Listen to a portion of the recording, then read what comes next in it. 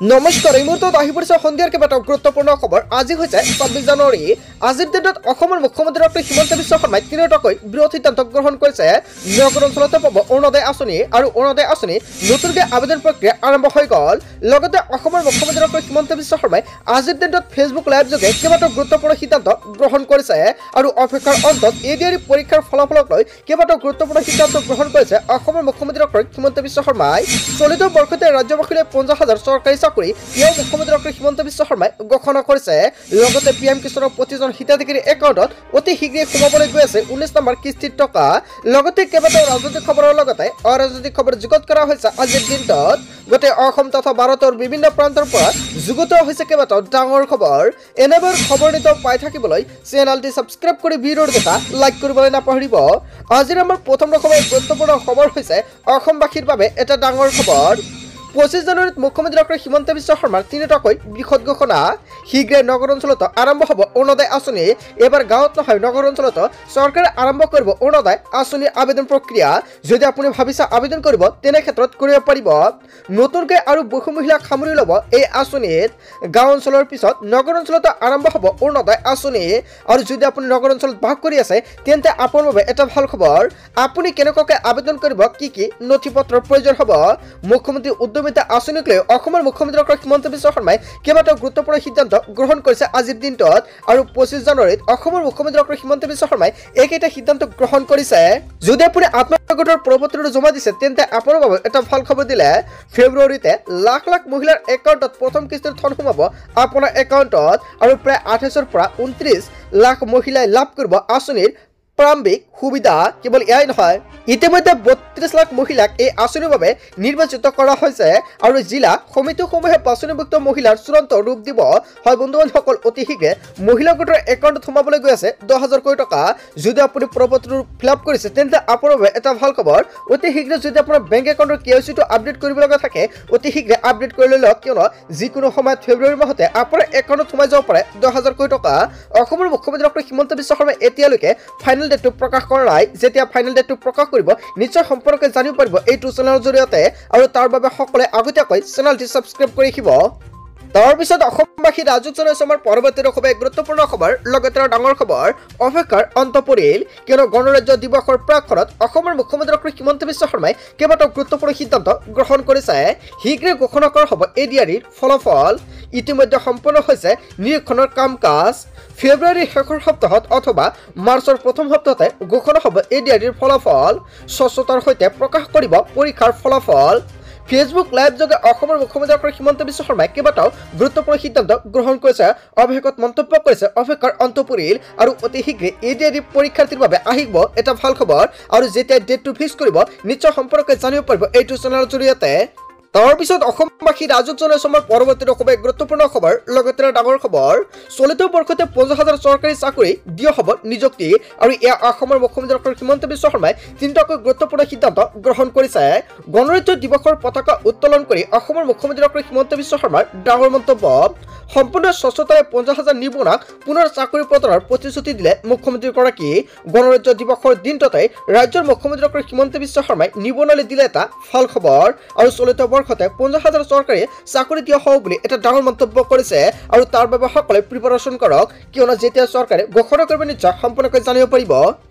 তাৰপিছত অসমবাসী ৰাজুক জনাইছে আমাৰ পৰৱৰ্তী খুবেই গুৰুত্বপূৰ্ণ খবৰ। লগতে ডাঙৰ খবৰ, আজি কৰি লওক ৪টা গুৰুত্বপূৰ্ণ কাম। অনতা বঞ্চিত হ'ব পিএম কিষাণৰ ১৯ নম্বৰ কিস্তি লাভৰ পৰা। ফেব্ৰুৱাৰী মাহতে দেশৰ কৃষকে লাভ কৰিব পিএম কিষাণৰ ১৯ নম্বৰ কিস্তিৰ ধনৰাশি। ফেব্ৰুৱাৰী মাহৰ পূৰ্বে কৰি লওক ৪টা গুৰুত্বপূৰ্ণ কাম। হিতাধিকাৰী আজিৰ ভিতৰতে কৰিব লাগিব KYC আপডেট। KYC আপডেটৰ বাবে CSC চেণ্টাৰলৈ যাওক আজিয়ে। ঘৰতে কৰিব পাৰে আপুনি KYC আপডেট। যদি আপুনি অনলাইনৰ মাধ্যমত কাম জানে তেনে ক্ষেত্ৰত আপুনি ঘৰতে বহি আপোনাৰ মোবাইল ফোনৰ জৰিয়তে KYC-টো আপডেট কৰিব পাৰিব। pmkisan.gov.in ৱেবছাইটত ঘৰতে বহি কৰিব পাৰিব KYC আপডেট। হিতাধিকাৰীয়ে খোলা ৰাখক বেংক একাউণ্টৰ DBT মাধ্যম, অন্যথা আপুনি PM কিষাণৰ টকা নাপাব। DBT অন কৰিবৰ বাবে যোগাযোগ কৰক সংশ্লিষ্ট বেংক বিষয়ৰ সৈতে। আৰু কৃষকৰ কৃষি ভূমিৰ প্ৰমাণপত্ৰ পুনৰীক্ষণ কৰাটো বাধ্যতামূলক। আৰু এই কাম কৰিবৰ বাবে আজি আপুনি যাওক চক্ৰ বিষয়ৰ কাৰ্যালয়লৈ। PM কিষাণৰ হিতাধিকাৰীয়ে বেংক একাউণ্টৰ সৈতে আজিয়ে লিংক কৰক আপোনাৰ আধাৰ কাৰ্ড। কিয়নো আপডেট হৈ থকা আধাৰ কাৰ্ডহে লিংক কৰিব পৰা হ'ব বেংক একাউণ্টৰ সৈতে, অন্যথা আপুনি কৰিব নোৱাৰিব। কেইবাটাও গুৰুত্বপূৰ্ণ নিৰ্দেশনা জাৰি কৰা হৈছে। তাৰ পিছত অসমবাসী ৰাজক জনাই অসমৰ পৰৱৰ্তী খুবেই গুৰুত্বপূৰ্ণ খবৰ, লগতে ডাঙৰ খবৰ। পঞ্চায়ত নিৰ্বাচনক লৈ কেইবাটাও বিগ আপডেট দিলে মুখ্যমন্ত্ৰী ডক্টৰ হিমন্ত বিশ্ব শৰ্মাই। ঘোষণা হ'ল অধিসূচনাৰ দিন। 18 মাৰ্চত জাৰি হ'ব পঞ্চায়ত নিৰ্বাচনৰ অধিসূচনা। পঞ্চায়ত নিৰ্বাচনক লৈ অসমৰ মুখ্যমন্ত্ৰী ডক্টৰ হিমন্ত বিশ্ব শৰ্মাৰ বৃহৎ ঘোষণা। কিন্তু অসমৰ মুখ্যমন্ত্ৰী ডক্টৰ হিমন্ত বিশ্ব শৰ্মাই পঞ্চায়ত নিৰ্বাচনক লৈ কেইবাটাও গুৰুত্বপূৰ্ণ আপডেট প্ৰকাশ কৰিছে। হায়াৰ ছেকেণ্ডেৰী পৰীক্ষা শেষ হোৱাৰ পিছতে অনুষ্ঠিত হ'ব পঞ্চায়ত নিৰ্বাচন। নতুন নিয়মেৰে অনুষ্ঠিত হ'ব পঞ্চায়ত নিৰ্বাচন। পঞ্চায়তক ৰাজনীতিমুক্ত কৰাৰ বাবে এই সিদ্ধান্ত গ্ৰহণ কৰিছে মুখ্যমন্ত্ৰী ডক্টৰ হিমন্ত বিশ্ব শৰ্মাৰ ডাঙৰীয়াই। পঞ্চায়তৰ সভাপতি আৰু সদস্য পদৰ প্ৰাৰ্থী অৰাজনৈতিক হ'ব লাগে। বিজেপিয়ে পঞ্চায়তৰ সভাপতি আৰু সদস্য পদত হস্তক্ষেপ নকৰে। অৱসৰপ্ৰাপ্ত শিক্ষক নাইবা স্থায়ীভাৱে ভাল কাম কৰা লোকসকলে এই ক্ষেত্ৰত সুবিধা পাব। গান্ধীজীয়ে তৃণমূল পৰ্যায়ত নিৰ্বাচন অৰাজনৈতিক হোৱাটো বিচাৰিছিল। মুখ্যমন্ত্ৰী ডক্টৰ হিমন্ত বিশ্ব শৰ্মাই এনেকুৱাকৈ পঞ্চায়ত নিৰ্বাচনক লৈ কেইবাটাও ডাঙৰ মন্তব্য কৰিছে। পঞ্চায়ত নিৰ্বাচনক লৈ যিটো মন্তব্য কৰিছে ইয়াৰ বিষয়ত জনতাই কি ক'ব? যদি জনতাৰ কিবা মন্তব্য কৰিব লগা থাকে আপোনালোকৰ মন্তব্যটো নিশ্চয় কমেণ্ট বক্সত জনাব। তাৰ পিছত অসমবাসী ৰাজক জনাই অসমৰ পৰৱৰ্তী খুবেই গুৰুত্বপূৰ্ণ খবৰ, লগতে ডাঙৰ খবৰ। ৰাজ্যৰ চৰকাৰী ঘৰ নোপোৱা লাখ লাখ লোকৰ বাবে আহি গ'ল এটা ডাঙৰ খবৰ। শীঘ্ৰে সাজু কৰক আপোনাৰ যাৱতীয় নথি পত্ৰ। নতুনকৈ 3,88,000 লোকে লাভ কৰিব চৰকাৰী ঘৰৰ সুবিধা। চিন্তা আঁতৰাই 6টাকৈ বৃহৎ ঘোষণা কৰিছে দৰিদ্ৰ হিতাধিকাৰীৰ বাবে। কোনে কোনে লাভ কৰিব চৰকাৰী ঘৰ? 1 নম্বৰত উল্লেখ কৰিছে আপুনি যদি ঘৰ পোৱা নাই এখন মাত্ৰ ফটো তুলি লাভ কৰিব চৰকাৰী ঘৰৰ সুবিধা। 2 নম্বৰত উল্লেখ কৰিছে মোবাইলৰ এখন ফটো আৰু আধাৰ কাৰ্ড থাকিলে লাভ কৰিব বিনামূলীয়া ঘৰ। 3 নম্বৰত উল্লেখ কৰিছে আধাৰ নম্বৰৰ জড়িত PM কিষাণ আৱাস যোজনাৰ পৰ্টেলত আবেদন কৰিব লাগিব। আৰু PM আৱাস যোজনাৰ পৰ্টেলত যদি এতিয়ালৈকে আপুনি আবেদন কৰাই অতি শীঘ্ৰে আবেদন কৰক, কিয়নো আবেদন কৰাৰ পিছতে আপোনাৰ ভেৰিফাই হ'ব আৰু ভেৰিফাই হোৱাৰ পিছতে আপুনি লাভ কৰিব চৰকাৰী ঘৰ। আৰু 4 নম্বৰত উল্লেখ কৰিছে 15,000 টকা মাহিলী আয় হ'লেও লাভ কৰিব বিনামূলীয়া ঘৰ। আৰু 5 নম্বৰত উল্লেখ কৰিছে দুচকীয়া বাহন থাকিলেও আপুনি লাভ কৰিব বিনামূলীয়া চৰকাৰী ঘৰৰ সুবিধা। 6 নম্বৰত উল্লেখ কৰিছে 5 একৰ পৰ্যন্ত মাটি থাকিলেও লাভ কৰিব বিনামূলীয়া ঘৰৰ সুবিধা। 7 নম্বৰত উল্লেখ কৰিছে জিঅ' ট্ৰেকিং কৰি থোৱা প্ৰতিটো দুখীয়া পৰিয়াল লাভ কৰিব চৰকাৰী ঘৰ। ৰাজ্যৰ চৰকাৰী ঘৰ নোপোৱা লাখ লাখ লোকৰ বাবে অসমৰ মুখ্যমন্ত্ৰী ডক্টৰ হিমন্ত বিশ্ব শৰ্মাৰ চৰকাৰখনে দিলে কেইবাটাও ভাল খবৰ। যদি আপুনি চৰকাৰী ঘৰ পোৱা নাই অতি শীঘ্ৰে আবেদন কৰক। যিসকল ব্যক্তি গাঁৱত বাস কৰি আছে সেইসকল ব্যক্তি অনলাইন মাধ্যমত চৰকাৰী ঘৰৰ বাবে আবেদন কৰিব পাৰিব। এতিয়া আপুনি ভিজিট কৰক pmey.gov.in। লগতে যিসকল ব্যক্তি টাউনত বাস কৰি আছে সেইসকল ব্যক্তি এপ্লাই কৰিব লাগিব PMEY 2.0। আপুনি কেনেকুৱাকৈ আবেদন কৰিব যদি নাজানে নিশ্চয় কমেণ্ট কৰি জনাব।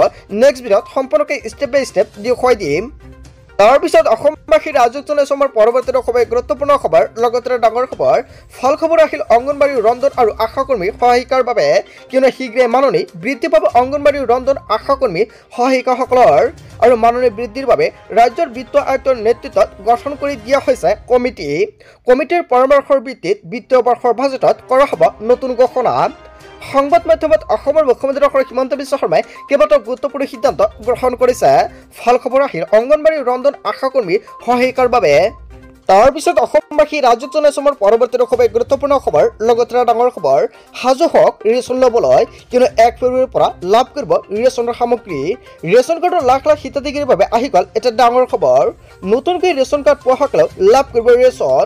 ৰেচনৰ সময়তে নাপালে দিব পাৰিব আপুনি অভিযোগ। দোকানীৰ লগতে গ্ৰাহকসকলে মানি চলিব লাগিব কেইবাটাও নিয়ম। 10 তাৰিখৰ ভিতৰত লাভ কৰিব ৰেচনৰ চাউল। মনত ৰাখিব ৰেচনৰ চাউল সংগ্ৰহ কৰাৰ সময়ত দিয়ক আপুনি ফিংগাৰপ্ৰিণ্ট। মনত ৰাখিব ৰেচনৰ চাউল সংগ্ৰহ কৰাৰ সময়ত দিয়ক আপুনি ফিংগাৰপ্ৰিণ্ট দিহে সংগ্ৰহ কৰক ৰচিদ। ই-পছ মেচিনৰ দ্বাৰা দিয়া ৰচিদ ল'ব লাগিব হিতাধিকাৰীসকলে। অন্তোদয় অন্ন যোজনাৰ অধীনত 35 কিলোকৈ চাউল লাভ কৰিব হিতাধিকাৰীসকলে। অগ্ৰাধিকাৰ পৰিয়ালে 5 কিলোকৈ চাউল লাভ কৰিব ৰেচন কাৰ্ডৰ। আৰু হিতাধিকাৰীয়ে ৰেচন সংগ্ৰহ কৰি ল'ব লাগিব ৰচিদ। 10 তাৰিখলৈকে দিনজোৰাকৈ খোলা ৰাখিব লাগিব ৰেচনৰ দোকান। হয় বন্ধু বান্ধৱীসকল, ৰেচন কাৰ্ডক লৈ কেইবাটাও গুৰুত্বপূৰ্ণ সিদ্ধান্ত গ্ৰহণ কৰিছে। ইয়াৰ বিষয়ে জনতাই কি ক'ব? যদি আপুনি ৰেচন নাপায় নিশ্চয় কমেণ্ট কৰি জনাব। গোটেই অসম তথা ভাৰতৰ বিভিন্ন প্ৰান্তৰ পৰা যুগুত হৈছে কেইবাটাও ডাঙৰ খবৰ। এনেবোৰ খবৰ নিতৌ পাই থাকিবলৈ চেনেলটো সাবস্ক্ৰাইব কৰি ভিডিঅ'টো এটা লাইক কৰিবলৈ নাপাহৰিব। So thank you for watching full video.